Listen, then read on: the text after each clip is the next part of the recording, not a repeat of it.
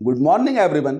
आज हम अपनी पागल फिजिक्स पाठशाला में सदिश विश्लेषण के अंतर्गत यानी कि समतल में जो गति हो रही थी उसमें अगर हमें दो सदिश एक ही बिंदु पर काम कर रहे हैं, क्या बिंदु पर?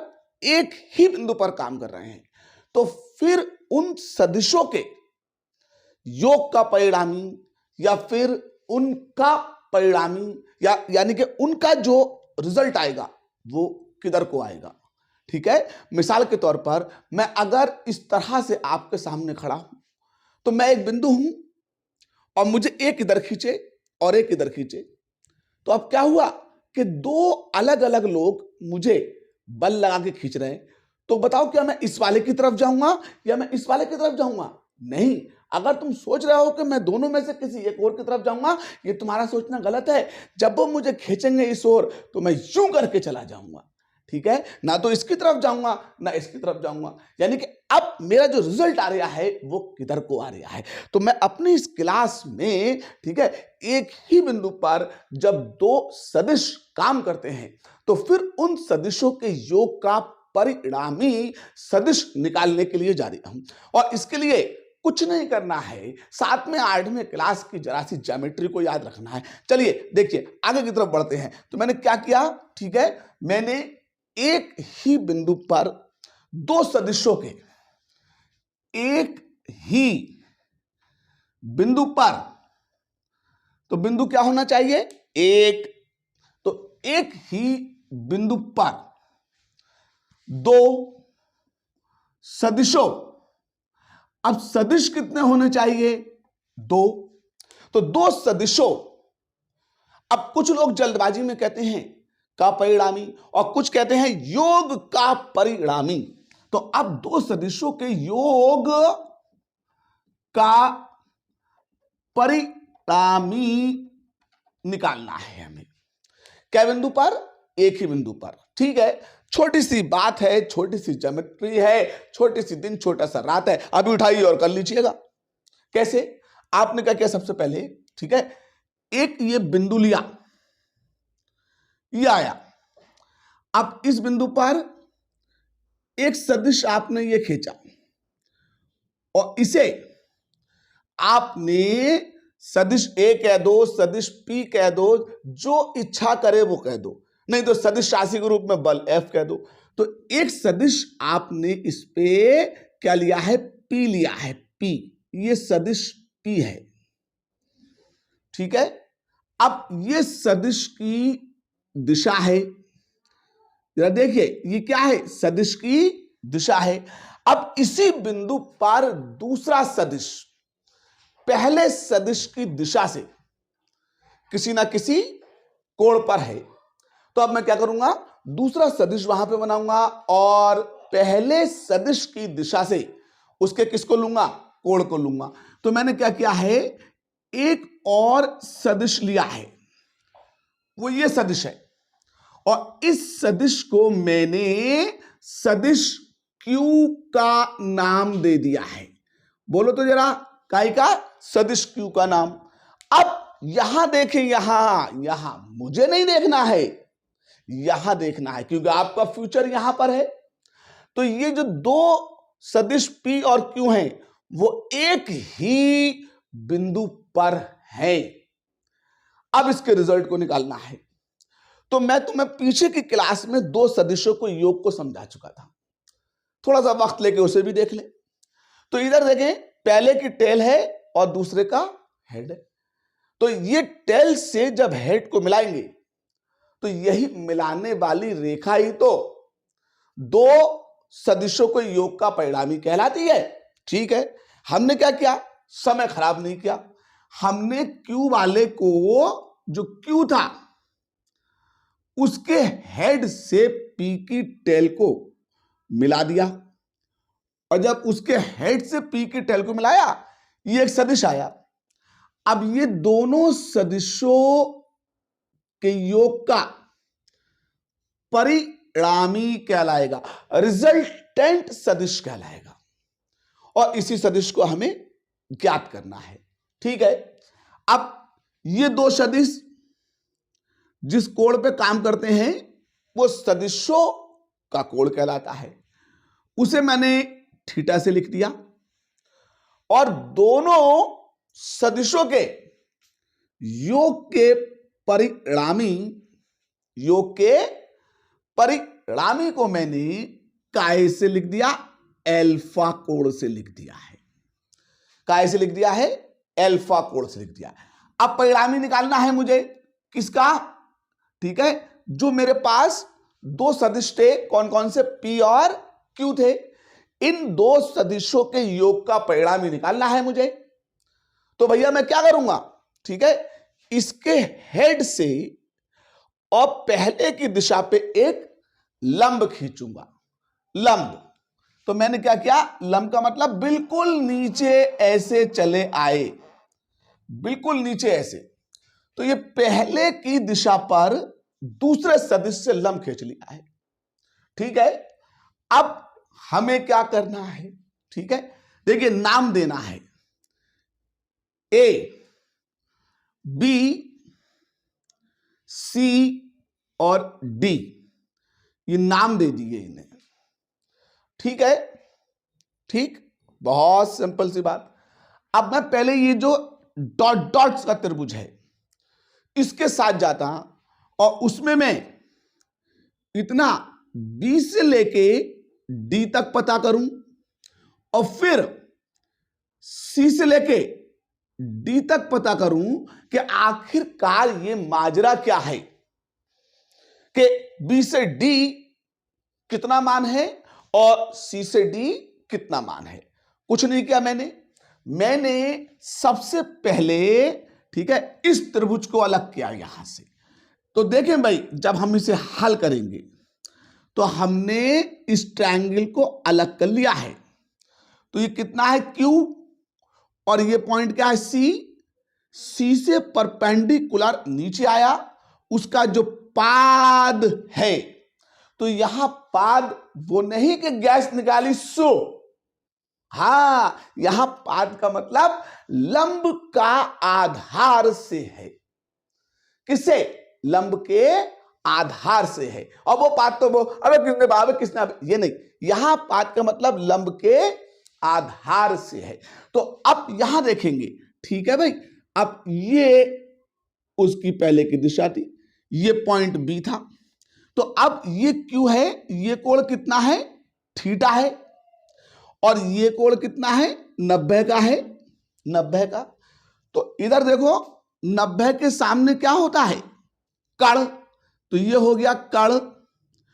कोण के सामने क्या होता है, लंब, और जो बचा कुचा होता है मेरे यार, उसे हम क्या कहते हैं, आधार कहते हैं। बचे कुचे को आधार कहते हैं। तो फिर ये वाला जो हो गया B से D तक, वो हमारे पास में आधार हो गया। इसका मतलब हमें लंब चाहिए और आधार चाहिए, और ये समकोण त्रिभुज है। कौन सा त्रिभुज है, समकोण त्रिभुज है। बहुत तेजी के साथ कुछ नहीं करना है, सिर्फ समकोण त्रिभुज में लाल बटे कक्का के अकॉर्डिंग मुझे काम करना है, साइन और कॉस के रूप में इसके कंपोनेंट्स को लेकर के आना है। तो मैंने क्या किया, इधर देखें, एक बार लंब के बटे में कर्ण लिखा, क्योंकि हमें कर्ण पता है, हां, तो इधर देखें, लंब बटे में कर्ण, और लंब बटे में कर्ण होता है साइन थीटा। अब लंब कितना है, C और D, और कर्ण कितना है, Q, ये कितना हो गया, साइन थीटा। तो CD बराबर किसके आ गया, Q साइन थीटा के आ गया। तो इतना मुझे क्या मिल गया, ठीक है, इस वाले दो सदिशों के एक ही बिंदु पर जो परिणामी निकाल लिया था, उसमें सामने का लंब मिलके आ गया है। ठीक है भाई, आगे चलता हूं, मुझे अब इतना आधार भी चाहिए है। ठीक है, मैं आगे की तरफ बढ़ा, तो मैंने क्या किया, जरा इधर देखें, इस आधार को लेने के लिए इसी त्रिभुज में, कौन सा त्रिभुज, B, C और D में था मैं, तो इसी त्रिभुज में मैंने अब आधार के साथ कर लूं, तो आधार और बटे में कर्ण, और आधार बटे में कर्ण क्या होता है, cos थीटा होता है। आधार मेरे कहना कितना है, B और D, तो मैंने आधार को BD लिखा, कर्ण मेरे पास Q है, तो अब ये कितना हो गया, cos थीटा के हो गया। तो BD बराबर Q cos थीटा हो गया। तो मुझे ये दो मिल गए। अब मैं आगे बढ़ा तो मैंने एक काम किया, जरा उसको सब देखें, ठीक है। अब ये चाहिए है मुझे A से लेके C तक, तो मैंने पूरा त्रिभुज लिया, समकोण त्रिभुज ACD में, ACD में, तो इधर देखेंगे AC और D में कर्ण निकालना है। मैं पाइथागोरस के साथ जाना चाहूंगा। किसके साथ? पाइथागोरस के साथ। तो पाइथागोरस प्रमेय से, और पाइथागोरस प्रमेय मुझे क्या इशारा करती है? कहती है कर्ण का वर्ग बराबर लंब का वर्ग प्लस आधार का वर्ग, ठीक है, क्योंकि पाइथागोरस में सीढ़ी लगी होती है दीवार पे। क्या लगी होती है? सीढ़ी। तो लंब का वर्ग और प्लस आधार का वर्ग बराबर कर्ण का वर्ग। हाँ, तो अब हमने क्या किया, ठीक है, तो हमें A से लेके C कर्ण का वर्ग, लंब हमारे पास कितना है, ठीक है, लंब हमारे पास CD का वर्ग और AD का वर्ग प्लस AD का वर्ग। अब AD क्या टुकड़ों में है? AB और plus BD, AB plus BD। तो मैं इस AD की जगह पर तो AC square CD square plus इसकी जगह पर AB प्लस BD, तो AB प्लस BD। अब उस पर क्या लगा? Whole square. तो मैंने भी होल स्क्वायर लगा दिया। मैं खामोखा में अपनी जानाफत में करूं? जब होल स्क्वायर लगा था मैंने उठा क्या करा, उस पर होल स्क्वायर लगा दिया। आगे तरफ बढ़ते हैं साहब। अब AC हमारे पास कितना है? A से लेके C तक रिजल्टेंट है, तो R का वर्ग आ गया। आगे आए, CD कितना है? तो C से लेके D तक अभी निकाला है मैंने, Q साइन थीटा। तो Q साइन थीटा और इसका क्या आ गया? वर्ग। AB कितना है? P, और BD कितना है? Q cos theta. तो अब मैं AB की जगह पर क्या रखूंगा, ठीक है, AB की जगह पर P और BD की जगह पर Q cos थीटा। तो अब समझ गए होंगे, तो P plus Q cos theta का होल स्क्वायर हो गया। अब मुझे क्या करना है? ये R स्क्वायर की साइड को ऐसे ही रखना है। तो ये Q square sine square theta plus अब A प्लस B का whole square, A square plus B square plus 2AB, यानी कि P square plus Q square cos square theta और प्लस 2PQ, P और Q कॉस थीटा हो गया। अब मैंने, ठीक है, Q स्क्वायर कॉमन निकाल के एक इस फैक्टर में और एक इस फैक्टर में मुझे क्या कॉमन मिल गया? Q square. P स्क्वायर अकेला है, तो यहां पर क्या रह गया? R स्क्वायर तो है ही, ये क्या हो गया? P square. अब मैंने उन दो में से Q स्क्वायर कॉमन निकाला, अंदर क्या रहे? Sign square theta plus cos square theta, sign square theta plus cos square theta और प्लस 2PQ कॉस थीटा। अब ये कितना हो गया? 1। तो R square P square plus Q square plus 2PQ cos theta.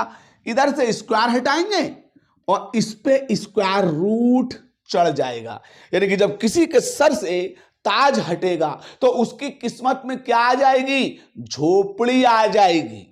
तो उसकी किस्मत में क्या आ गई? झोपड़ी आ गई। सर से ताज गिरा और नीचे क्या आ गई? झोपड़ी। अब झोपड़ी का मतलब स्क्वायर रूट आ गया, तो P square plus Q square plus 2PQ cos theta हो जाएगा। तो ये कब जब एक ही बिंदु पर कै सदिश, दो सदिश काम करते हैं, तो उन सदिशों का जो परिणामी यानी कि रिजल्टेंट जो होता है, जो उसका ठीक है रिजल्ट निकल के आता है, हल निकल के आता है, तो ये उनके परिणामी ठीक है का सूत्र निकल के आया है जब दो सदिश एक ही बिंदु पर काम करते हैं।